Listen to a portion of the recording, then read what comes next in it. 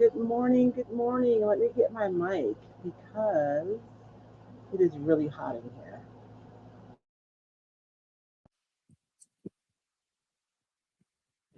And turning off the AC is not an option for me this morning. So you guys let me know if that sound is too distracting.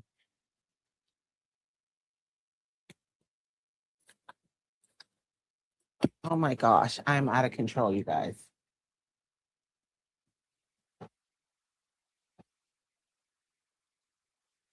Good morning. Good morning. Welcome to Mad Scientist Monday. I know I am late. I was running around. I cannot find my journal. I don't know where it is. I am so sad because I was going to show you guys what we were working on in my membership in my journal, but I don't know where I put it.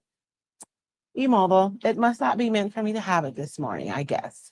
So, good morning. Good morning. My name is Royce Hunt Bell. I'm the founder, owner, and operator of Recycled Treasures. And we meet here every morning at 10 a.m. to do some Mad Scientist Monday where we play a game. I have a 10 of 6 here, and each pick has a different prompt on it for something for me to do. And so I'm going to pull out 4 random ones every week, and then I have to figure it out live with you guys and make something happen. Good morning. Is it Rajani? Help me pronounce your name because I want to make sure I'm pronouncing it right. Okay. So this morning, you guys, I wanted to talk about something. I have this extra camera that's not working anyways in the way here. And let me know if that cooler is too loud, if you're hearing that. Please. Oh, now I'm hooked up. I can't move about freely.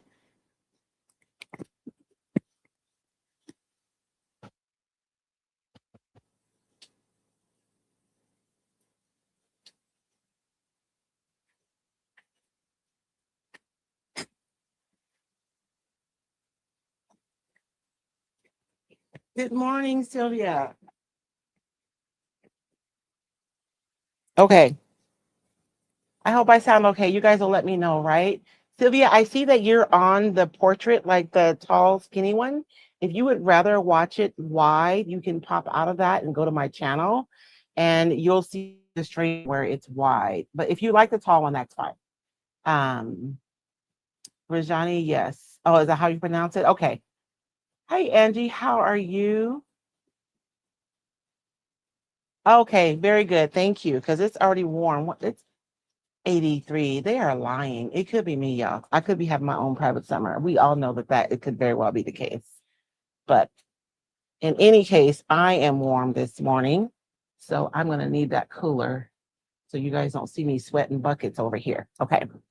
So super quickly this morning, I sent out this to everyone who has a journal. And if you came to the retreat, you already have one. And I sent out something similar. Let me flip myself because you guys don't need to see me. You guys want to see this stuff. Um,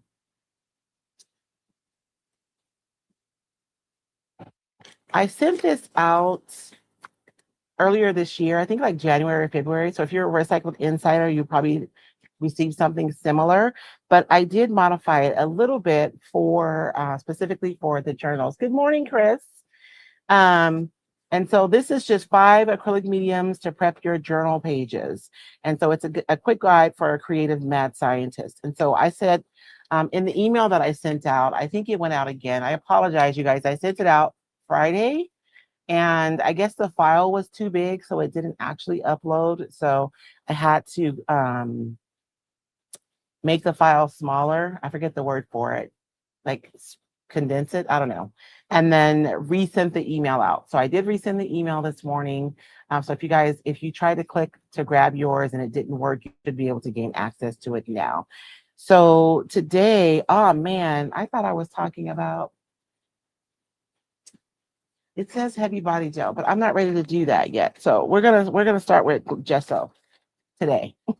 So every Monday, I'm going to start out with just a super quick demonstration and conversation about one way to prep your page. So today we're going to be using clear dress gesso to prep your pages. And gesso is basically a primer, right? It's going to seal your page so it doesn't absorb moisture as readily. It's not like a sealer. It's not going to close it, but it is going to seal it some so that water doesn't just absorb super readily into your pages. And it's also going to give your pages a little tooth so that the paint lays on there better. I also like to use it to isolate and protect stuff from layers. So let's just say today, if I pull a stick and it wants me to do a stamp, and maybe I want to paint that stamp, right? Hey, Karen, I can put a layer of clear gesso over that stamp, and I'm creating an isolation layer, and then I can go and paint over it so that my paint, even though it's still sitting on top of the stamp and it's going to look beautiful, it's sitting on a whole nother layer. And so it'll just lay down better. Or maybe I've laid down a bunch of paint and my pages are slick and I want to go in with maybe a charcoal or a pencil and it's not writing well. You can go over with some clear gesso and let it dry, and then you can go over with your colored pencil and it'll write, or it'll be a lot better on there. Hey, Norma. And if you're using watercolor, can you use clear gesso with watercolor? Absolutely. You absolutely can. Um, I always think about products as being good, better, best, right?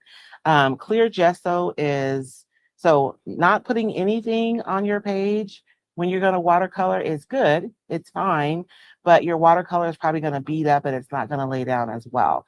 You could put clear gesso on your page and that's better, right? And your watercolor is going to lay down better than it would on a unprepared surface. Best would be like a transparent watercolor ground. So if you already have clear gesso on your table and you're experimenting and playing, then it's fine. But if you're wanting like the best option, then a watercolor ground is going to act as the best clear gesso for prepping your pages. So for today, I am going to, let's see, we got to pick a page.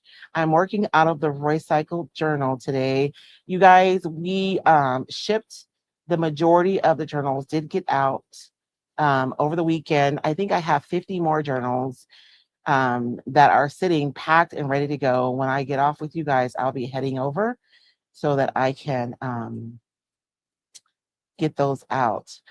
Let's see what the sticks are requiring of us, and then I'll pick a page. I feel like the sticks have been nice to me lately. So I'm going to mix them up a little bit.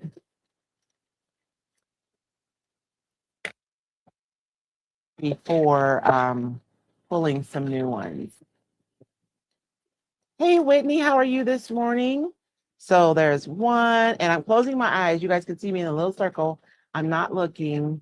2, 3. If I pull 2 from the same column, then I will repull. And if you guys are new, you can get a copy of this game as well.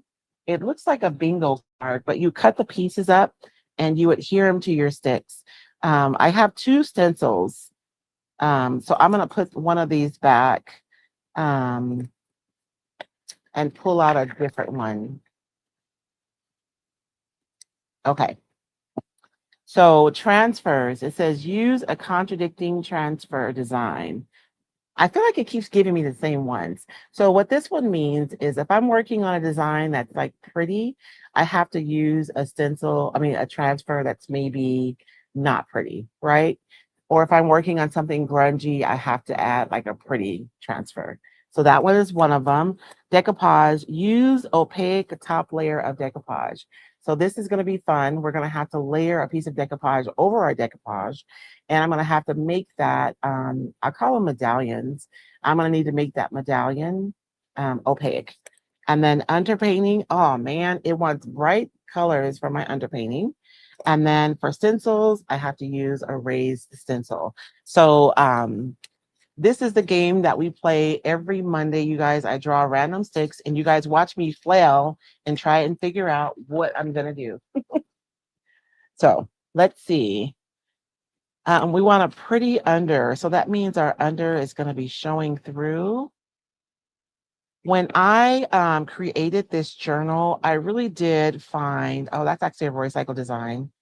Some of my favorites. I couldn't fit them all in here, honestly. Some of my favorites. This one would be nice if we're gonna do something pretty today.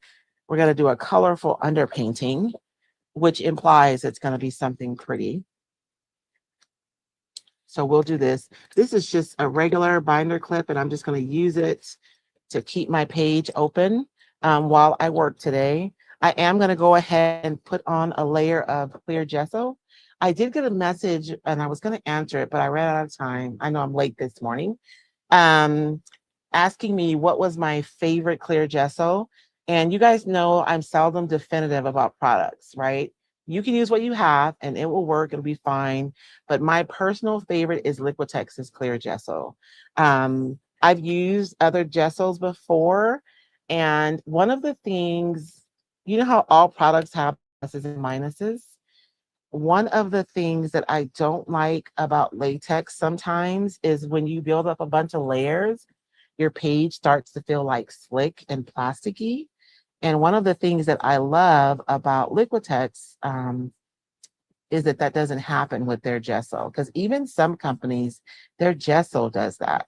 But there's something about the Liquitex gesso that stays really, I'm going to use the word gritty, but I'm really saying it in a good way. It stays like gritty and it doesn't get slick. And so to me, it serves the purpose in which I'm using it. And so I'm just laying down a layer of gesso and I'm just doing a page, you guys. I'm not doing a spread. I don't think I'm doing a spread. We'll see what happens. Um, and I'm going to have to come up with a plan for what I'm going to do. And so one of the reasons I love using the clear gesso, and we're gonna utilize the benefits of clear gesso today. So to prep my page, I could have used a white gesso, right? But that would cover up everything, which sometimes I do. But for today, I think we're gonna let the under what's here show through whatever we do. And so the clear gesso allows you to do that. So I'm able to prep my page and still maintain all of that yummy script to work with. Someone has been in my craft room. Oh no, my dryer is at the warehouse. I have to use a loud, today's just a loud day. My craft dryer is at the warehouse because we were using it for the shrink wrap for the books. So I'm gonna have to use a blow dryer, which is not optimum.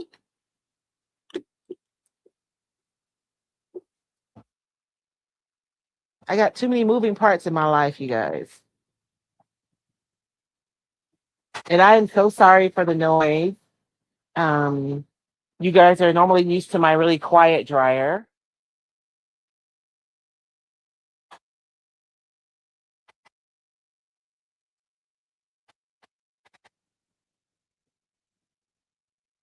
I know. I guess I don't have to put it on high. I can put it on low. That's a little bit better. I'm spoiled. I got used to my quiet dryer. This noisy thing, I don't know.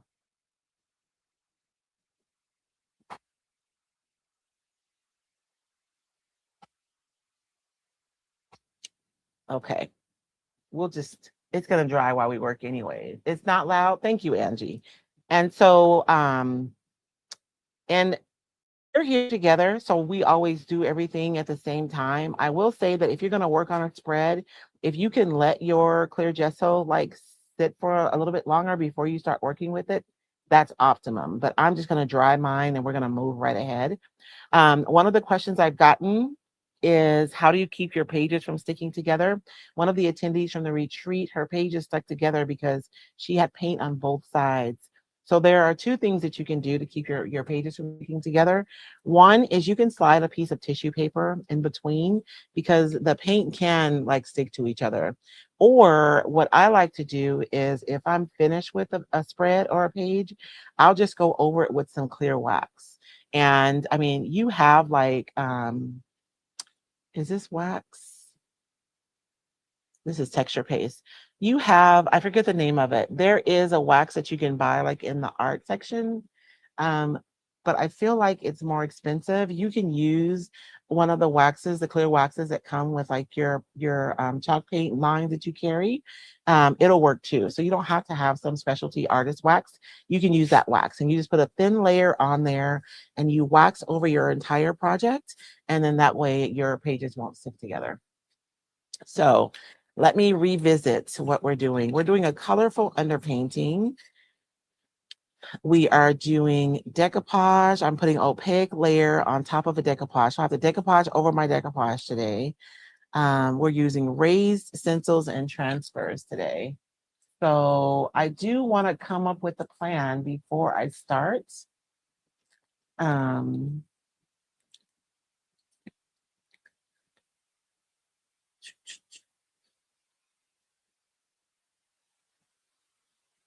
I think I have a piece. So this paper, well, I don't know. I feel like that's going to be a lot. I wish I could find one of my paintable papers that doesn't have script. Or maybe I'll just. So this is my thought process. This paper goes beautifully in your journal. When I was making this paper, I was actually had the journals in mind, but I'm thinking because we're using clear gesso today, that it might be a lot to have this script in addition to this script that's also going to show through. And so that's why I'm wondering if this is the best option for today, this paper. Um, I have some papers that have paintable florals on them that don't have any script or anything on them. And I'm thinking that that would be a much better option. And so I'm trying to find a piece of that paper right now. You guys, I have so much paper in here. I better find what I need.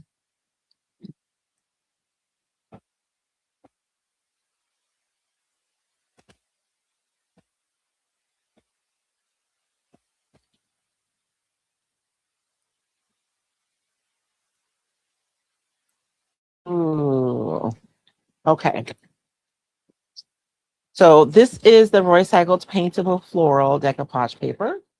And so I think I'm going to use this paper. Now I'm also going to have to go over the top with something opaque. And I think I'll probably use a label from the labels masterboard when we're all done and we can write something or stamp something in there. So I have that. And then the raised stencil will be easy. We'll put something pretty and we'll use, I'll probably use the modeling paste from Pen to Art. This is the regular modeling paste, but I also have the light modeling paste. I think the light modeling paste is the best option when you're using like texture in your journals. So we'll use that. And then transfers, you guys, I have my hoard from the new IOD release, so I'm sure we'll figure that out. Oh, but it has to be contradictory. So I'll probably pick a transfer that's typography, and maybe we'll put that on top of my opaque medallion that we're going to add. Um, so Chris has a very good question. She asked, is there actually gritty suspension in the gesso? And if so, should we shake it up before using? That's a really good question, Chris. And yes, there is actually gritty stuff that is suspended in the gesso. I try not to shake my stuff up, but you probably want to like tilt to make sure that anything that's drifted to the bottom has an opportunity to drift to the top. Um, I don't like to shake because then I end up with bubbles that I have to deal with on my page.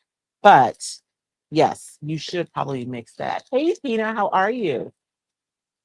Thank you, Chris. That is a really good question. And you guys, our Mad Science Monday is a laboratory, which means we're exploring possibilities and we're figuring things out. So if you have questions and or ideas, please add them in the comments because this is experimentation here, not perfection. So you guys know my saying, where experimentation goes, creativity follows. And so that is what we're doing here on Mixed Media Mondays.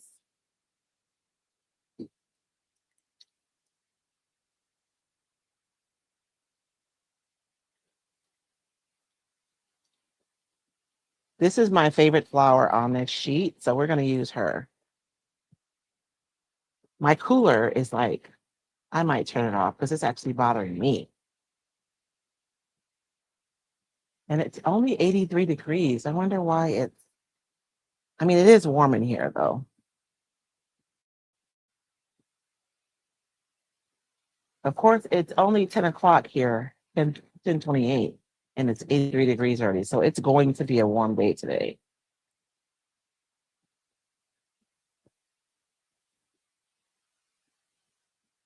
Okay.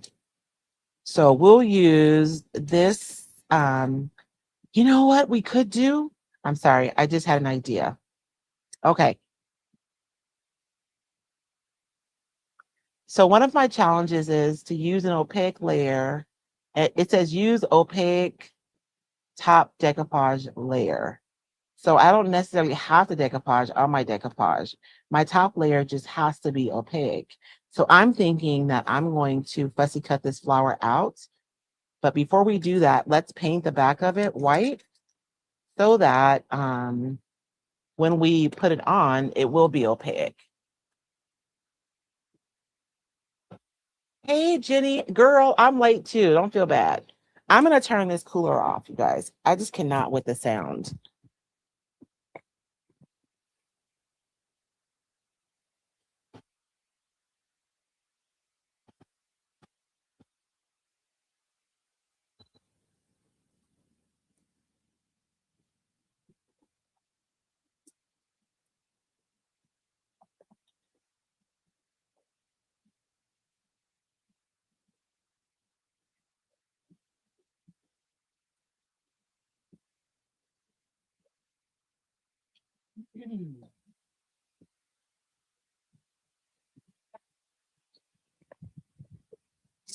Okay, I'm sorry, you guys. That's trying once my ADD brain like started focusing on the sound, it wouldn't stop focusing on the noise.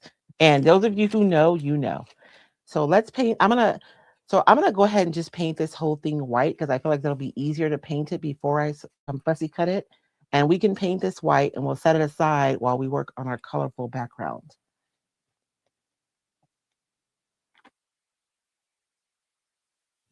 I'm just finding some white paint, y'all.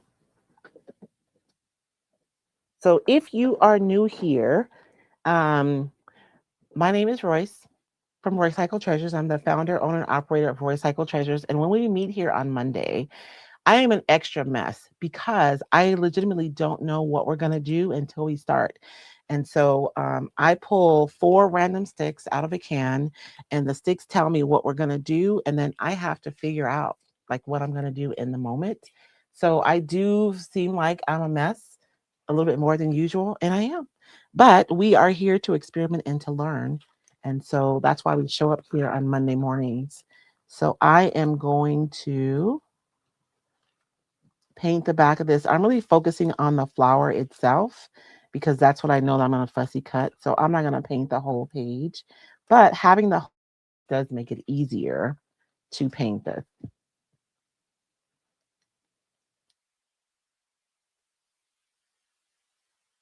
because then I'm not fussing with little edges, right? Now, for today, we did start off with our prep for the day that we did was we used a clear gesso to prep our page. The benefit of the clear gesso is this page is prepped, right? But you can still see the beautiful script underneath it. So that's why we love it. And the gesso really does give our page a nice tooth so that our products lay down nicely. And it doesn't seal your page like completely. Um, One of the things that we did inside of my membership, I'm so sad I couldn't find my journal, is the ladies helped me work through. I'm just starting a new painting, and I don't know why I'm terrified about painting the butterflies that I've decided that I have to have in this painting. So the ladies were gracious enough to allow me to paint, to do a small mini painting in our membership last week. And I knew that I was going to be spraying a ton of water on my page. And so to prep that page specifically, I actually used heavy body gel. So it does matter like you want to be thoughtful about prepping your pages to match like what you're going to be doing. Today, though, we're using just the clear gesso, which is going to be fine for what we're doing today because I'm not going to be like spritzing water, and I wanted all kinds of drips on that page. So I was using a ton of moisture. Okay. So I have painted the back. So what I've done is I painted the back so that my flower will be opaque. So I'm going to set this aside and you guys will see I didn't paint it perfectly. Like there's some spots, but I kind of like that. I'm going to leave that. So I'm going to set this aside and let it dry. And then, so that is the beginning of us um, using an opaque top layer of decoupage. And so for my underpainting, it wants me to use bright colors. And so I have to figure out how I want to do that. So underpainting is a beautiful way to add so much richness to your work. And generally, when you're underpainting, you want to use a color that is a complement to like the main color you're going to choose. I am really feeling orangey this morning, if that's a such thing. I'm feeling kind of orangey, like orangey yellowish this morning. And so when I look over here at my compliments, it's really like blue velvet, right? Is what I'm seeing on the other side of the color wheel, which is still a bright color. So even though the challenge is to paint bright colors, I don't necessarily have to just paint a bunch of bright colors, right? I can just do a really bright underpainting. So I just need to figure out what I want to do as an underpainting because I really do want to do kind of an orange over the top. I wish I had grabbed my fluorescent colors, but I did not. I never bring, like, there's always one thing I should have brought that I didn't think to bring. So let me figure things out for just a second. Um, I have these colors from Pinsart that Megan sent me, which are beautiful. And we're working on, I'm going to be teaching, I think I'm going to call it driving color with Royce. I'm coming up with a new framework for my color class so that I can present the information in a way that like clicks right away. And that's kind of my thought process right now. So, but I also want to do something transparent so that my letters don't disappear. Did I bring the right colors? So let's make our own purple. I have a blue that's transparent. This red is really orange, so I don't know. I really need a cad red. Oh, quinacridone red might be nice. We'll do these. These two colors are transparent, which will be nice. Let's mix them and see what happens because this seems like it's a cooler red. So when you're mixing colors, oh Lord. I'm sorry, you guys. I always have to figure out like where I'm going to cut it off. I don't want you guys like leaving me while I'm talking. When you're mixing color, like your color wheel, I like to put red at the top because that's like hot. That's like hot. And then it gets a little bit cooler, right? So if I pick a red that's leaning towards like blue and violet, that's going to be a cooler red. And if I pick a red that's leaning toward like red, orange, yellow, it's going to be a warmer red. This one is a warmer red. And this blue, I don't know if it's warmer. I mean, it's like a true blue, so maybe it's neutral. But we're going to see. Let's do an experiment. Do I have my other color? Oh, or I just have a purple here. I have a deep violet that's transparent. We'll do that. I'm sorry. We only have so much time. We'll do an experiment another time. So I am going to use this color, and this is just deep violet, and it's transparent. And I think that it'll be nice underneath that. I do want to thin it out, and I'm actually going to thin it out with some more of my clear gesso, just to make sure that it's transparent. So you can make a transparent color even more transparent, right? By adding a clear coat, a top coat, any like you can add water too, right? Um, for a transparent color, and it's just going to make it more transparent. If it's an opaque color or a color that you can't see through, you may end up with something a little cloudy, but you can make it more transparent. I do want to mist my page a little bit, just like when we paint furniture, right? I want my water to move across the page.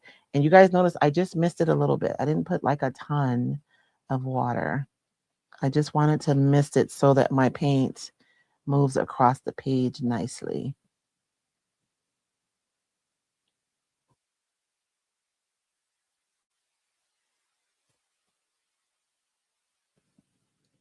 And I would like for that to be a little thinner, actually.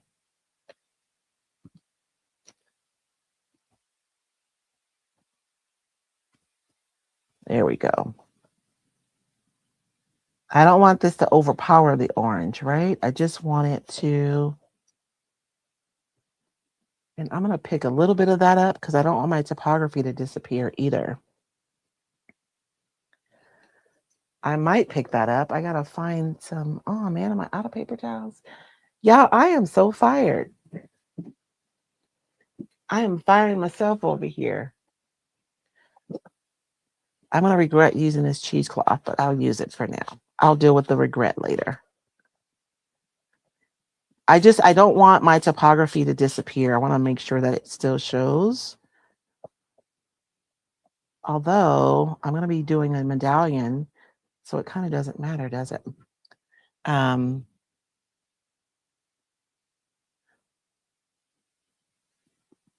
and so I'm doing an underpainting, and you guys can't see what I'm doing.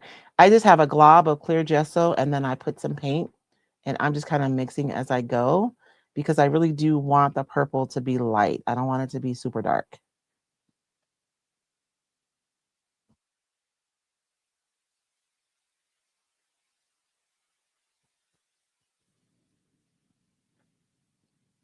And today I'm using a brush to lay down my paint, but I could just as well be using a brayer or a wedge, right? It doesn't always have to be a brush,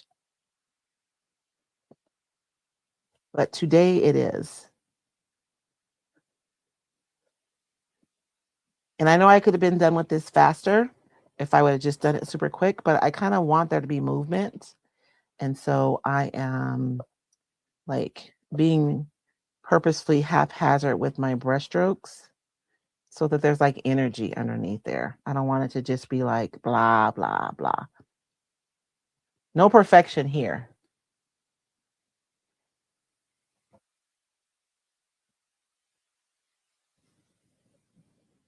And if you guys enjoy my Mad Scientist Mondays, I am here at roughly 10 a.m.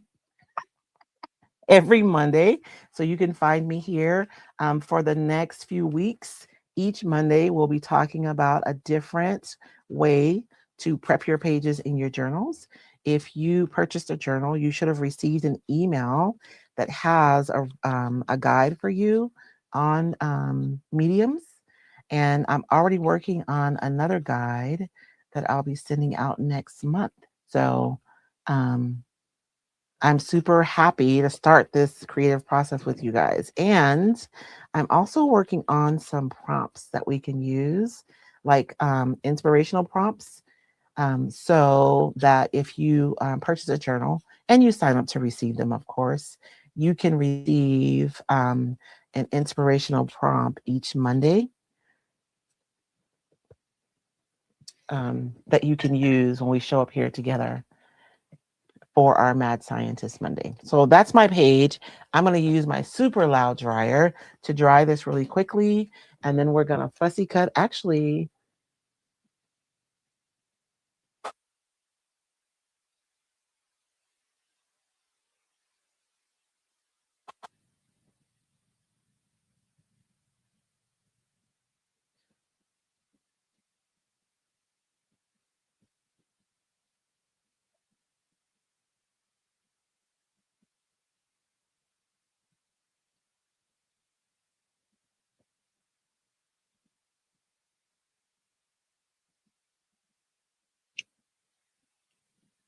Okay, so that's dry enough. I think our page is dry.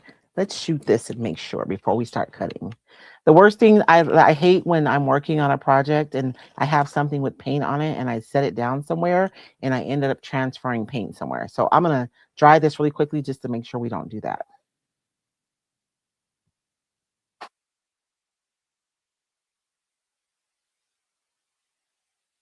Thank you, Jenny.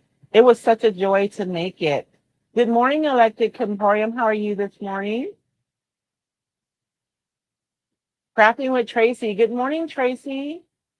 I see that you guys have the vertical. You guys would prefer the widescreen.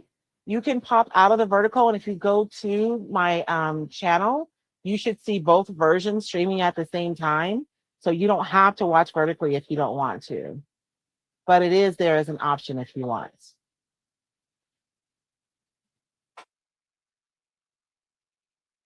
Okay. I just wanted to make sure that that was dry. Oh my gosh, you guys. I don't even know if I have any fussy cutting scissors out here. Oh, I do. Thank you, Jesus. Although it's warm, so my hands are okay. But um, and I want to show you guys something. So sometimes when you are collaging or decoupaging a medallion like this, maybe you're someone who doesn't like that you can see the edge of the paper. And I'm going to show you guys a trick to be able to actually, let's not do it that way. Let's use the brush method. So if you want to be able to blend your edges easier, there's a couple things you can do. One is you can use the brush method, which I don't know because I painted this. So it's not going to work as easily because we have paint on the back of here. If it was this tissue paper, it would tear a lot easier, but I'm not sure how it's going to work with the paint. But we're going to see right now because where experimentation goes, creativity follows, right?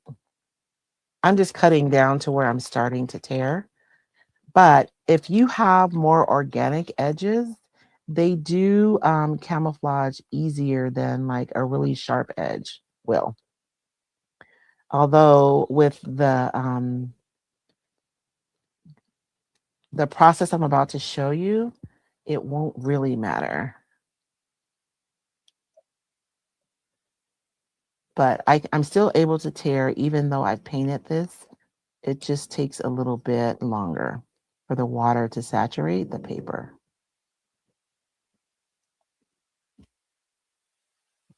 In case you were wondering, because I was wondering. I'm not seeing any comments. Can you guys do me a favor and say, hey, girl, what's up? And let me make sure there's not something going on with my system.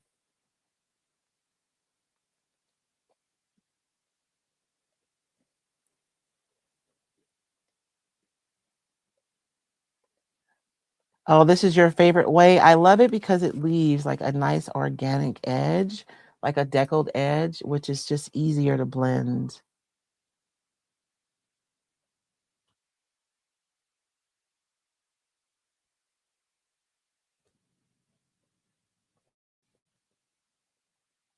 And for my membership girlies, you guys, we're going to be working with texture starting on tomorrow morning, I believe, right? We're tomorrow morning.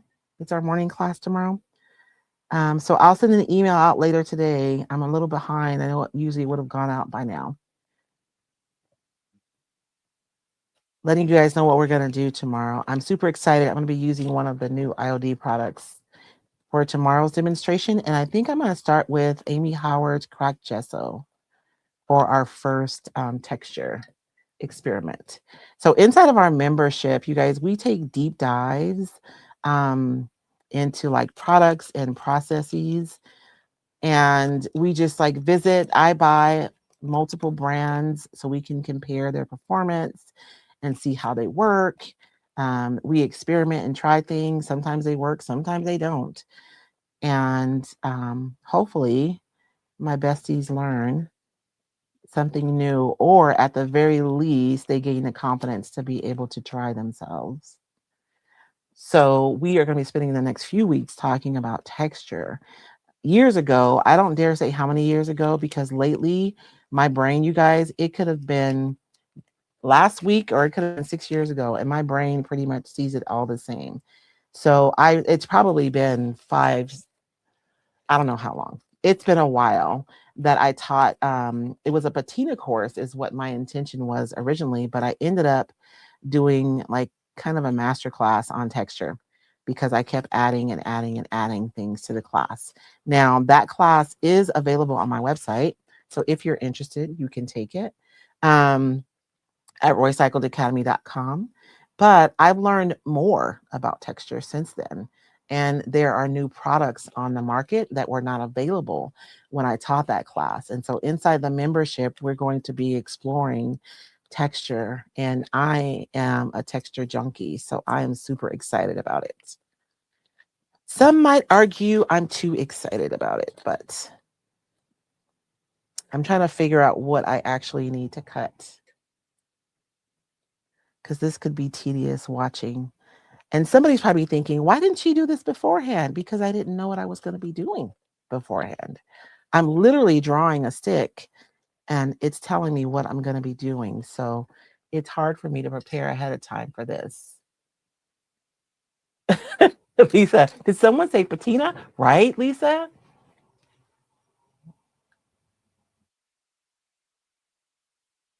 Connie, hey Connie, love the water cut, but didn't realize you can do it with an underpainted, right? I wasn't sure, Connie. I just experimented right now and it still works. You just have to make sure your paint is good and dry. And the acrylic paint is kind of plasticky. So I did have an area where the paint was thicker, where it was a little bit harder. But if you're like a chalk paint or something, it's probably going to be even faster because the chalk style paints are really porous, right?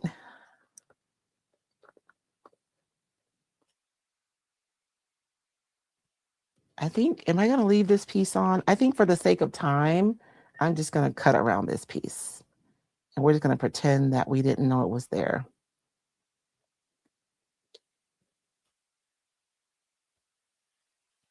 I do think it was better for composition, but it's okay. It will be fine. Everything is fine. It's fine. It's fine. Everything is fine, right? And even when it's not fine, it's fine. Oh, wow, that kind of fit perfectly. I like it. So, do I want her to be this way or that way, though? I think this way, right? So, my one challenge was to have a colorful underpainting. So, we have purple. My other one was to have an opaque decoupage layer. So we have taken this and we painted it white on the back so that when I miss this, um, oh, the underpainting is not going to show through, is it? Oh, well, we're still going to do it. Dang it. It's fine. It's fine. Everything is fine. And even when it's not fine, it's fine. So what am I going to use? I have some varnish here readily available. So I guess I'll just use that to decoupage with. I was going to try to make this transparent so that the underpainting would come through the flower and we'd be able to benefit from the underpainting, but we're not because it's opaque, which means the purple is not going to show through. So it's not going to work exactly the way I wanted it to work, but it's going to work. So I'm just going to go ahead and use matte medium. I was going to try to use the varnish to make the paper like more transparent, but the paper is not going to be transparent because we painted it. This is part of working on the fly, y'all. My brain doesn't always think of all the things, but it's still going to be beautiful. So I am going to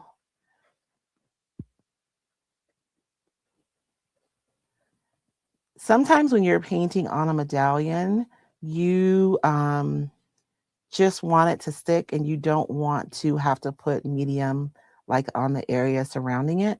And when that happens, you can just put product on the back of your medallion and then adhere it. I don't really care, but I just wanted to demonstrate that that's an option, right? Because I'm going to show you guys something else. So I can just do that and it's going to adhere right to that. Or I can just put it back here. And for this one, it doesn't really matter because I'm going to go over and I'm using a matte medium here. It's transparent as well. to adhere my paper. I was going to use the varnish because when you were trying to like maximize the transparency of your decoupage paper, a gloss medium works a lot better than a matte because the matte has particulates in it that can cloud things up a bit. But we don't care about that now because we're not worried about the transparency of the paper. The one thing that I'm going to do, so when you're decoupaging a medallion like this, right, I'm putting this on top of this. One of the things that you can do so it doesn't look like it's just pasted on there is that you can go over your entire surface so that it's not just so that your paper isn't like a different sheen than the rest of your project. I hope that makes sense. I didn't get that close enough to the edge over there, but it's okay. I still have to put a transfer, so maybe a transfer will hide that. A transfer hides a multitude of sins, right? So does decoupage. So I am going to go ahead and go over this entire with the matte medium. And then I'm going to blast this really quickly and dry this. And I want to show you guys something that you can do to camouflage your edges even more.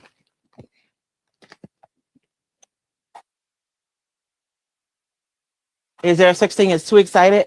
Probably, Chris. There have been moments in my life where I was probably too excited.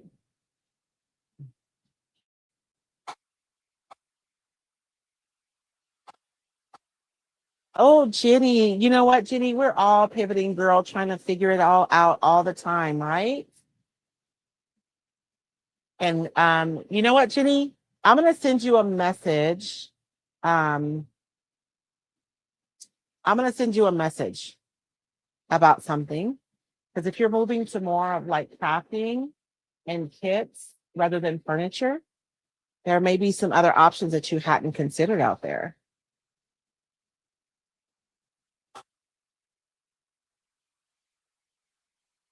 I have a wrinkle right here. I didn't scooch that out far enough.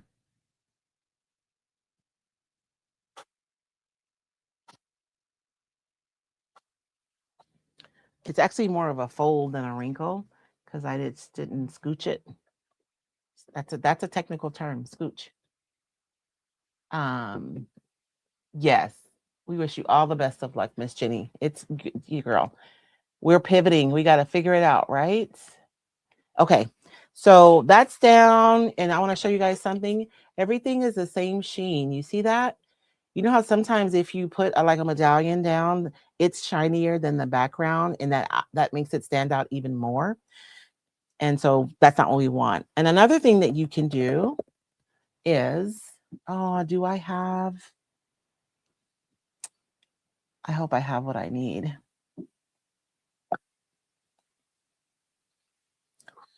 So,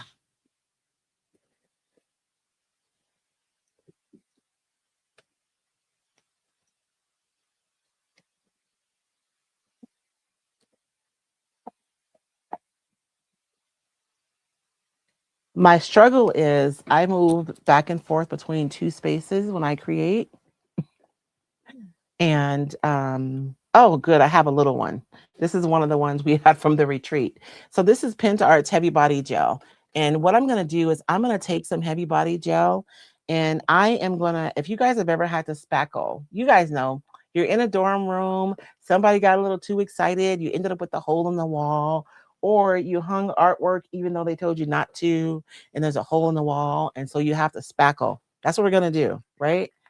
We're going to spackle the edges of our project using Heavy Body Gel.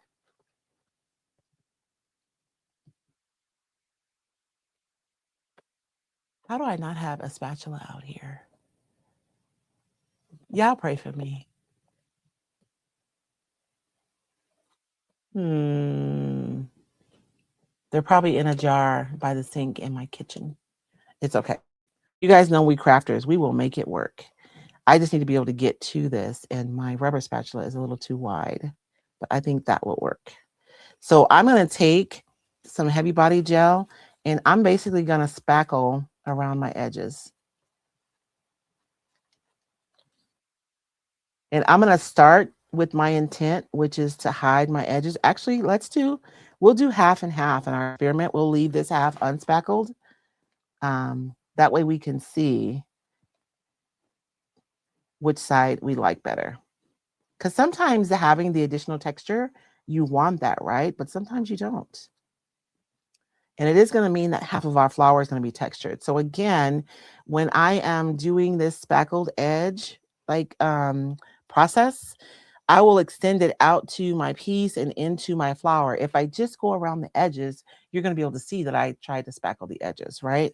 So I'm going to pull it into my subject, and I'm also going to pull it out past my edges so that it's hard to tell where the gel stopped and where it started. Although we're going to be able to see because we have a whole side of our flower here that we're not going to have any gel medium on. And I'm leaving little like texture marks from the edge of my rubber spatula, which I don't mind. If that's something that bothers you, then you can just use a wider spatula. You have a lot of options, right? You can use a wedge, you can use one of these. You can even use the free ones that you get. Like if you ever bought like a vinyl sign or I don't know, a wrap for your car, they usually generally give you these little free plasticky ones. So you can use anything or even a spatula, right? To spread your gel medium over your piece. And so if you don't want to have a lot of marks, you can use a wider edge and then you're going to have fewer marks or you're less likely to have marks. So we're going to dry this before Rajani is asking if you can tint the gel. You can absolutely tint the gel if you want. That would be beautiful, right? We should experiment with that another time. I'm going to add that to my list, Rajani. But it is clear and it's glossy too. So it's actually going to change the sheen of half of my page, but it's okay because we're experimenting, right? I miss my quiet dryer, I have to say.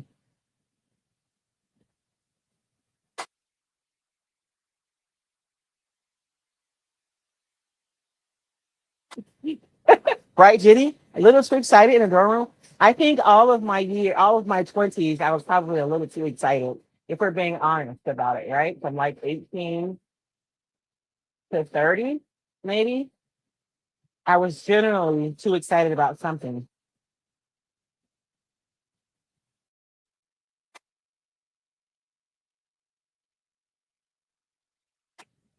I feel like I missed pieces of the conversation.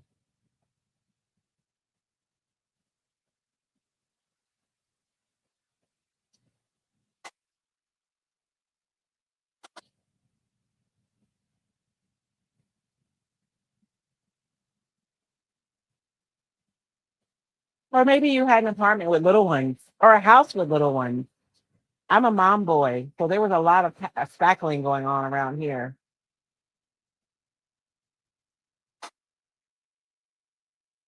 A boy's mom. I said that backwards.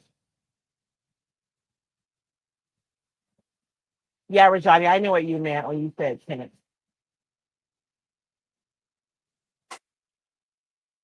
I got you, girl. Okay. That is dry to the touch. The thing about the heavy body gel is it does take a little longer to dry because it has substance. And so sometimes even if it's dry to the touch, it may not be dry. So if you're working on something like let's say I wanted to put alcohol inks on here and I wanted to really close, the paper fibers really well so my ink went around really good. I'd want to make sure that I let my heavy body gel dry really, really well before I went in with the water and the alcohol inks. I mean, the alcohol and the alcohol inks. So now our surface is all prepped. We have our underpainting done. We have our opaque medallion decoupage down. And let's see, what was my other challenge? I did paint bright colors. I did we still have contradicting, transfer, and erase stencil. Those are easy. We can do those. Should I start pulling 5? Because I'm not. It would be too long then if we did that. Okay. So I am going to go around the edges of this and paint some of this white back to try and blend it into my background, and also to demonstrate how using your spackle really does make your edges disappear.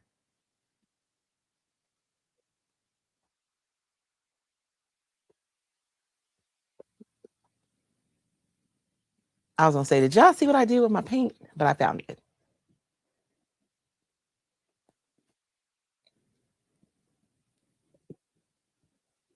And I still have a little bit of my clear gesso. I'm sorry, you guys can't see what I'm doing. I feel like I'm a little too close today, right? Let's put you guys up just a little bit because we're not working on something small. So there we go. It's a little better. So look, I'm using my spatula as a palette today. I'm being terrible. But I'm just have a little bit my of my clear gesso that's still on there, and I'm just mixing it with my paint so that it's the same as the background, because our background was pretty transparent, right? And I'm just going to go over my edges. I guess maybe I should use opaque if I'm trying to camouflage, but then it might be better if I just did several layers.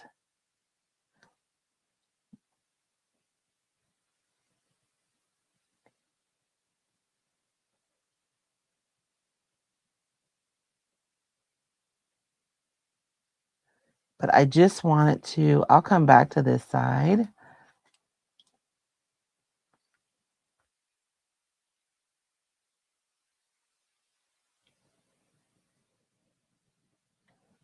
And we probably won't have time to paint our flower, maybe just a little bit. But I don't know if we'll have enough time because we're already, oh my gosh, it's already been an hour. How come the time goes by so fast whenever you're having fun?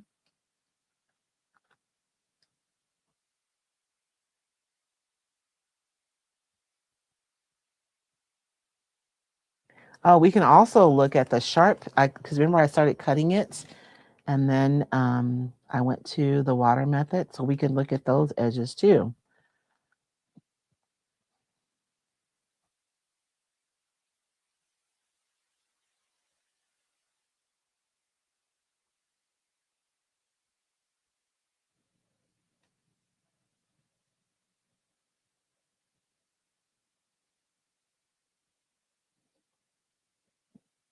And I will say that working in your journal, you guys, um, it's interesting because I hear people referring to it as slow crafting, right? Instead of the idea of like churning out, production, make your journal a place where you can really play, experiment, just lay down paint without the thought of necessarily producing something, because it feels really good. And you can just take your time. I'm always rushing a little bit because I don't want you guys to get bored. But when you guys sit down with your journal, there's no camera, it's just you.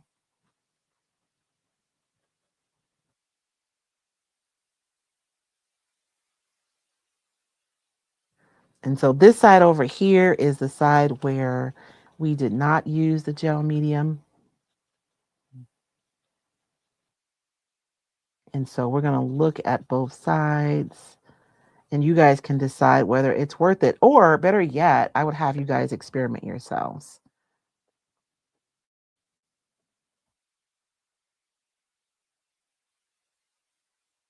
But if you don't like being able to see the physical edge of your paper, spackling your edges really is a nice way to be able to not have that.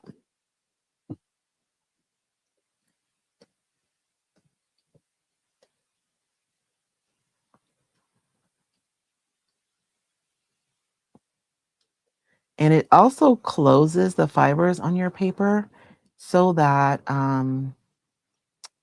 the paper isn't absorbing the paint different than your background, right? It's all kind of on the same surface.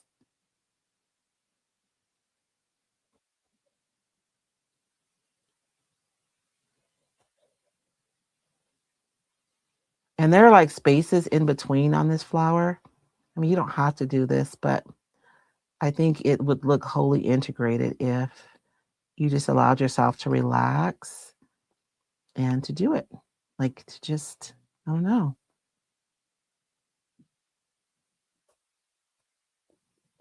We're so busy all the time and we're always taking in so much information. This is really a beautiful way to allow yourself to just kind of, I don't know, escape a little bit, right?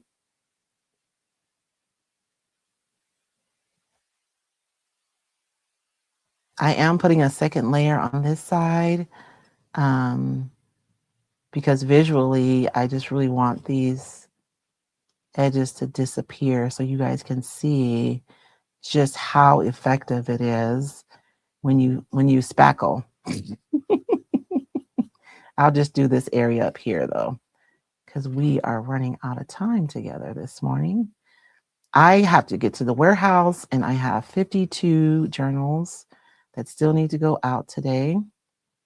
And if I have any retailers watching, you guys' journals will go out early this week as well.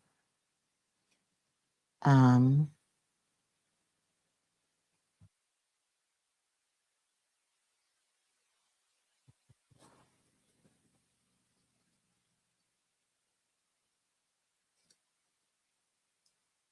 this is one of my issues is when I start something, I like have to finish. It's so ridiculous. It's ridiculous. Okay. So I guess to be fair, I should go on this side with a second layer too, though, right? We want to compare apples to apples. I almost feel like, though, you're going to have to do it in person to really see because the physical edge of this paper doesn't necessarily show on camera um, the way that it shows in person. I mean, it doesn't show a lot. I mean, it's tissue paper, but I do know for some of you, you've expressed that this is something that you don't like, right? So this is an option for you if you want to camouflage the physical edge of your paper.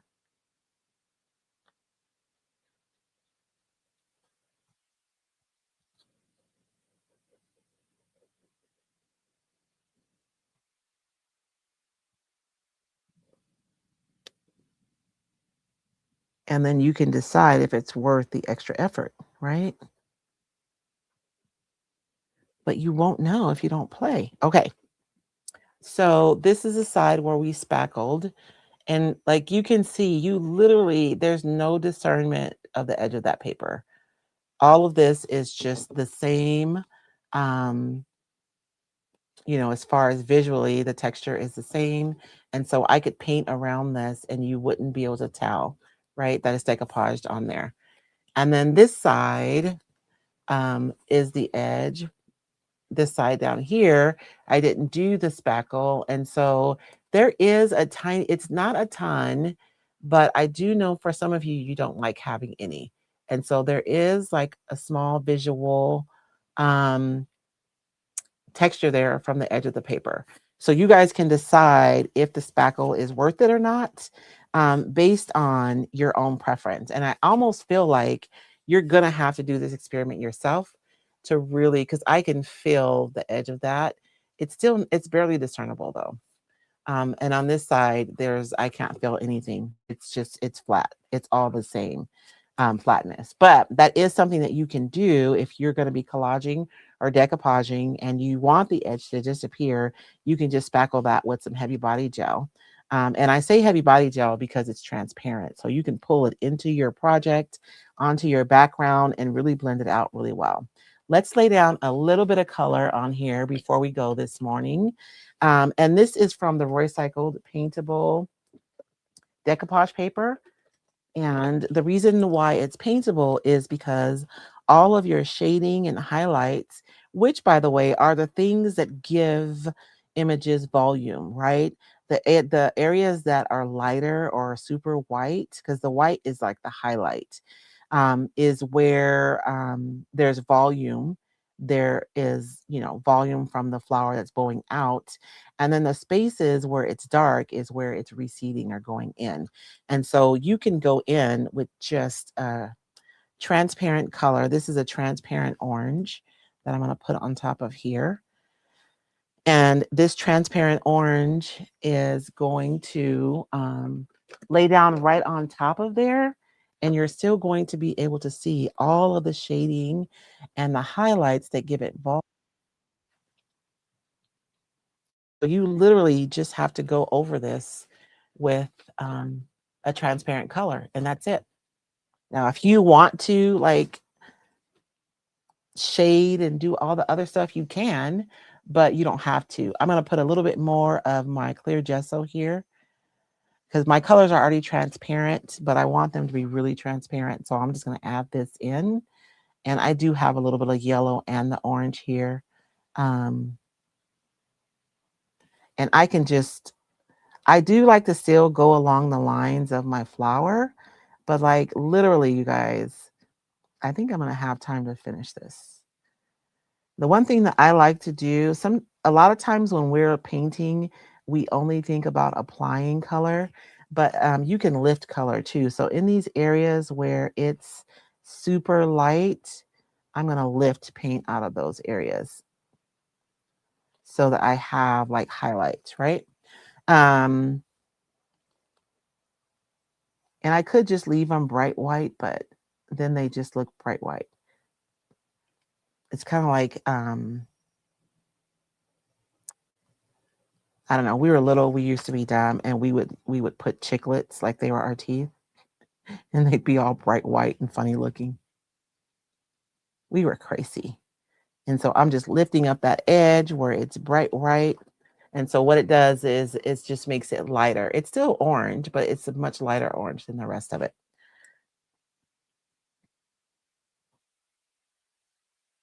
And because my color is transparent, I'm just literally painting right over that decoupage paper. And all of that shading is still doing its job.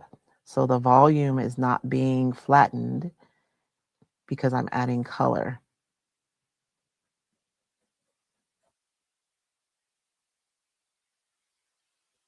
And you don't even have to pick up the white because it's going to be naturally lighter, right? I just like doing it because it really does make it pop. It makes those highlights really pop when they're like a lot lighter than the rest. And you can use a Q-tip or something too. I just have the brush because it's handy.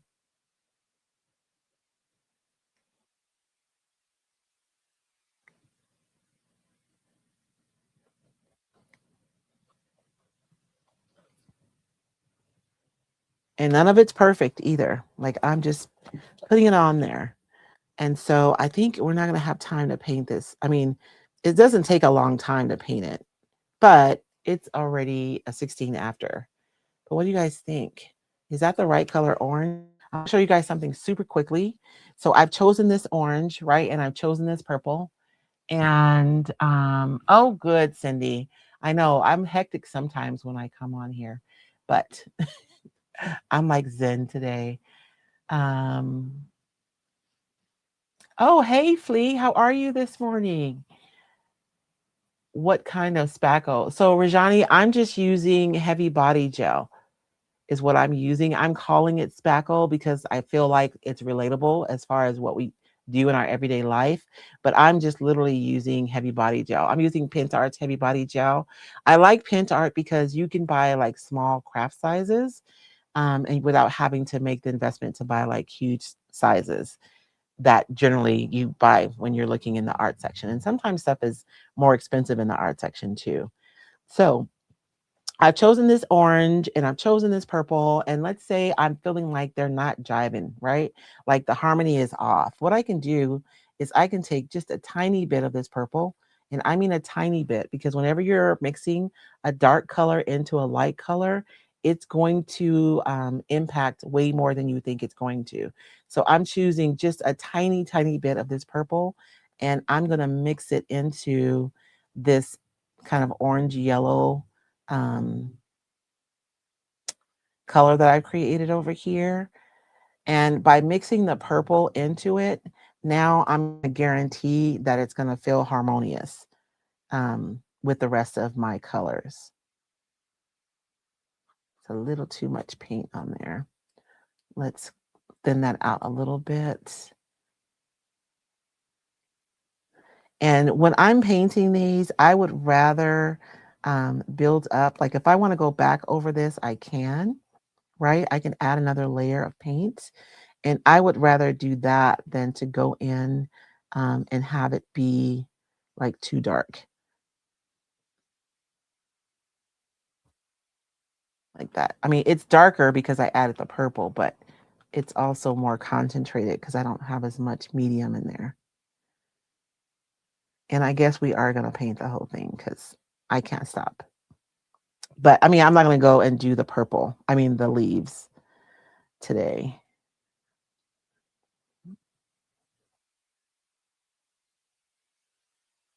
And I can like go back in and add more color to the areas that are darker. And I can leave those ends, you know, kind of more light.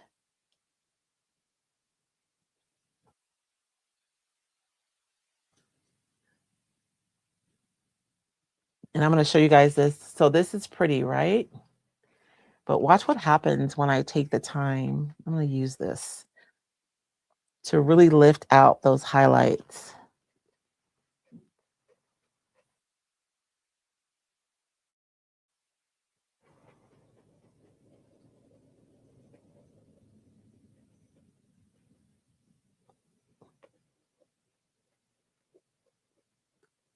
I wish I had some Q-tips in here, but I do not. I have some in my studio in the house, but not out here.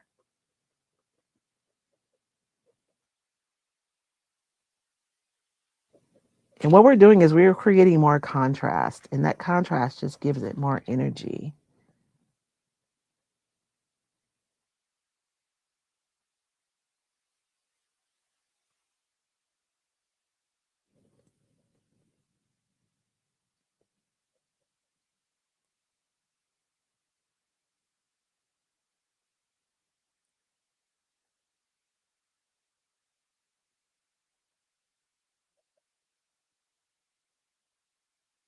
Okay. Now you guys see it once I pull those highlights out, like how much more volume it has, right? So it's just something as simple as that. It's going to make a big difference in your project. And since we are going to finish the flower, I might as well go in. I like to go in with really thick paint when I do the center. And I'm just going to dab it on all those little dots in there.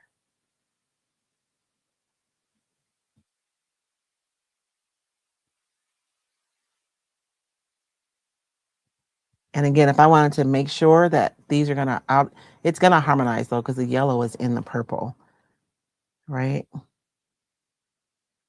So this yellow is going to look good.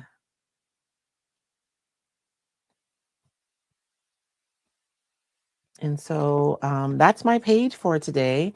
I still need to go in and paint the leaves, but how fun is that? And by making this opaque, it still stands out against the background. And even though I've painted all this over this, you can still see all that yummy script underneath here. And so when you're creating, it's the layers are the magic, right? We have the color, we have the script in the background, we have the paintable. Oh, we still have two more things to do. Oh, Lord, I need to do a raised stencil. Hold on. Elvis was ready to exit the building, but not yet. Let's do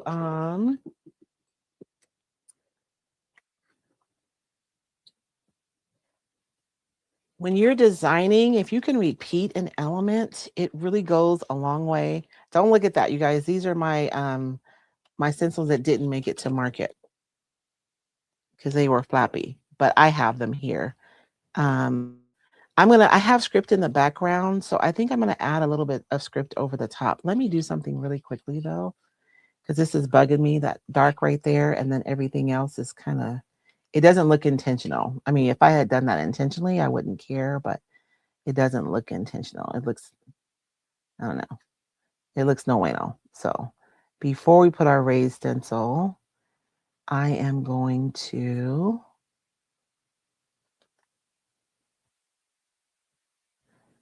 oh my gosh, my pocket is like, my phone is on vibrate. And somebody is really trying to get a hold of me this morning, even though I'm live every Monday. Every Monday, y'all. How fun, right? Hey, Kathy, how are you? Yeah, it's clear heavy body gel. Yes. I guess that's an important note. Thank you, Chris.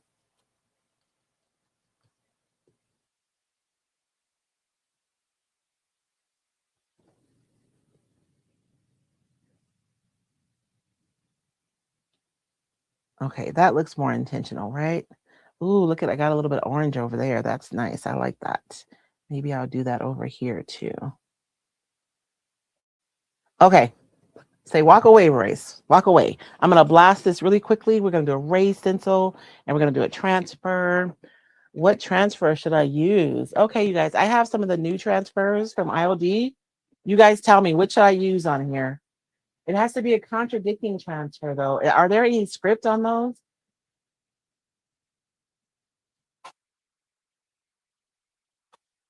I mean, not script, but typography. Yes, tomorrow morning, Kathy, and we're going to be working with Amy Howard's Cracked Gesso and probably her milk paints and one of the new ILD products. I'm so excited about this project. I cannot wait. I cannot wait. I was actually going to do it yesterday live, well, part of it, but um, we were just hanging out. My son cooked me brunch yesterday. It was like a nice, mellow day. He made me watch Black Mirror, though. It was depressing, but it was fine. It was a good episode. Okay, so I am going to use modeling paste for this. And I'm using PinSart's modeling paste. PinSart has like a modeling paste. This is a heavier one. And then this one, even though it's bigger, it's lighter than this one. It's crazy. So I'm going to use the light one for this raised stencil. And it is almost like you guys will be able to see when I look at that.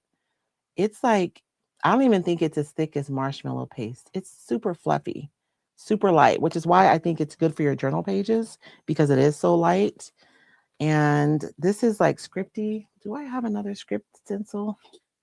The scale of this is a little bigger than I like, but it's okay. This is just for demonstration anyways, right? And I have to keep telling, not creating masterpieces inside of my journal. I am playing, right? I'm playing and I'm experimenting to see what happens. And so everything doesn't have to be perfect. I mean, it never has to be perfect. What is perfect, anyways? But you guys know what I'm saying. I'm just giving myself permission to play without expectation inside of my journal. And so I did not do a good job of laying my stencil flat. So I got a little bit, but it's fine. It's fine. It's fine. Everything is fine.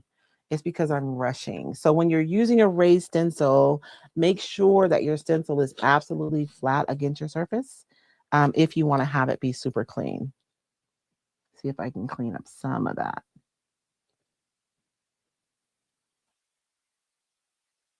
with my brush. And this paste is so light. You guys see how easily I'm able to clean that up, right?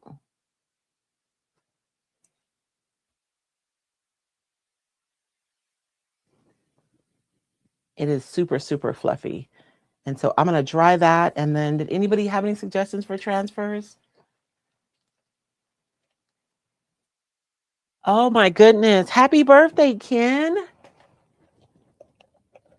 The big 60. I transferred yellow onto my page. And I did that upside down too. Oh no, I didn't.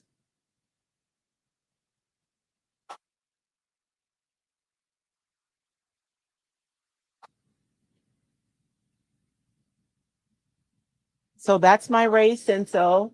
And I don't know if Rajani is still here, but so she's probably going to ask if I can tint this. You can tint this, but you would have to use something that was highly, highly pigmented because it is white, right? So it's going to desaturate or lighten whatever color you add to it, but you could absolutely tint it.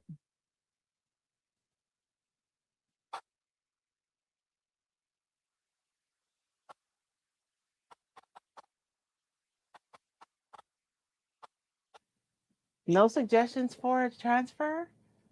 Well, you guys are going to make me think for myself? What? How dare you? Let me see. And it has to be a contradictory. Well, you know what? Maybe I don't have to use one. Because honestly, contradictory, I probably have something here already that is already cut out of another transfer. I thought I had a roll of topography here. I do. Oh man, this is huge. Well, I guess that would be contradictory, right? It's huge and it's topography and it's like distressed. So let's use this. We can just use one letter. We don't have to use the whole thing. So it says market. Oh, look, I've already stole a letter out of there. So let's say M-A-K. What letter should I use? Hmm.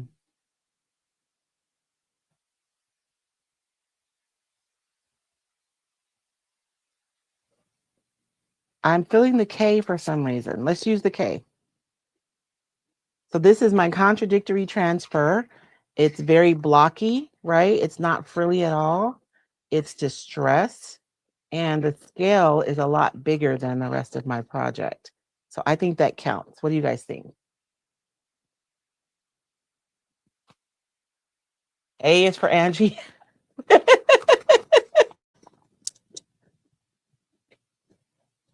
And you guys see, like, I legitimately save like all my little bits because I still use them.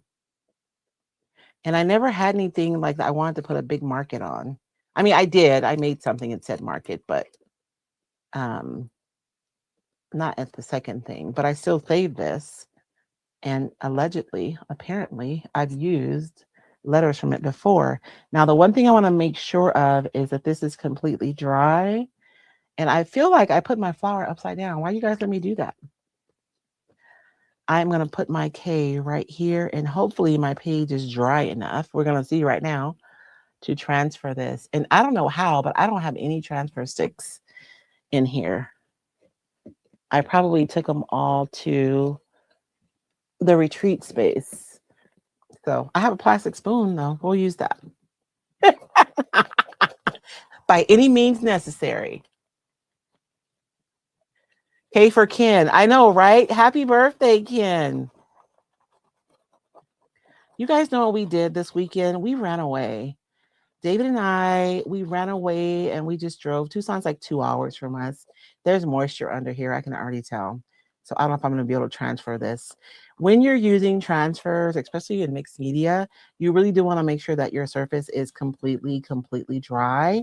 If not, it can pick up your surface. So if you're applying a transfer, even though it feels dry to the touch, there's probably still moisture underneath there. So if you are trying to pick it up and you see that it's like picking up your paper or it's not laying down, don't force it. Just walk away and let it dry and come back.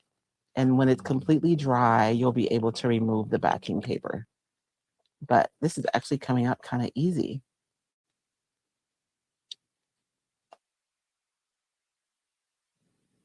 Noise. Okay. So I followed all the rules. That's not a bad page, right? My flower is legitimately upside down. Y'all let me do that. Mm-mm-mm. We have our colorful background. We had our opaque decoupage layer over the top. We had our raised stencil, and I use PintArt's light, the really light modeling paste. And then the transfer that's like, that it doesn't necessarily go with this, right? It's not frilly, it's not pretty, and it's scaled larger. So that is my page for today, 11:33. That's not bad. I'm only 3 minutes over. I almost forgot I had to do more stuff. But that's our experiment from today. I hope you guys had fun. Um, and I hope that some of you are experimenting. Oh, I know, Catherine, I didn't think about that. One of the gold or silver transfers would have been pretty. And you both, that was not there when I looked. I'm supposed you guys to know those comments were late because if I would have seen it, I would have used a gilded transfer, especially with the purple, right? I should have used gold. I still can. We'll see what happens. But that's our page for today. So that's our experiment for today. I think it was successful. Some things that we looked at today was using the heavy body gel to spackle your edges versus not. I would like for you guys to experiment with that really because I want you to see if it's worth it with you. Um, Working with purple and orange is difficult, but it worked. You know what, Rajani? I think because I mixed a little bit of the purple into the orange, it made it feel more harmonious. And so that's a trick that you can use if you're trying to use colors and they're not jiving really well. You can mix a little bit of one of the colors into all of the colors, and then everything feels like it goes together. Um, I want you guys to play with the spackle, no spackle, and see if it's worth it. Spackle, no spackle. Sorry, you guys don't have to do it. And see like if it's worth it for you to be able to hide that edge of your paper, but it really does make it disappear. So you can really integrate something into a mixed media piece and have it disappear completely into the background. Um, you guys know I've been talking about the paintable papers for about a year now. They are so fun. We did some at the retreat, and I had one of my retreat goers saying, "You know, I really didn't never like get into like painting over the lines because I really felt like it was going to be difficult." But she said, "But all you have to do is just go over it with transparent color." Exactly. That's all you have to do. Like you don't have to do anything extra. I didn't do any shading. I lifted the highlights a little bit, but other than that, I just painted over it and I have this beautiful orange flower, right? And you guys know I'm going to go over this with some matte medium because that shiny is driving me crazy.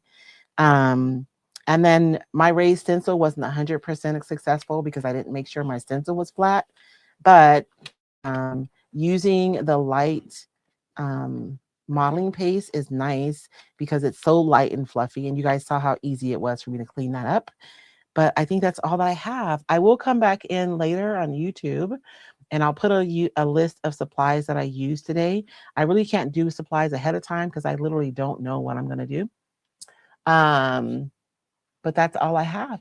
Thank you guys so much. You guys have a blessed day. I know, Catherine, I'm probably am going to go put just a little bit of script right there in the gold. I think it needs it now that you guys have said it. And I'm going to leave this open. I'm going to let it dry.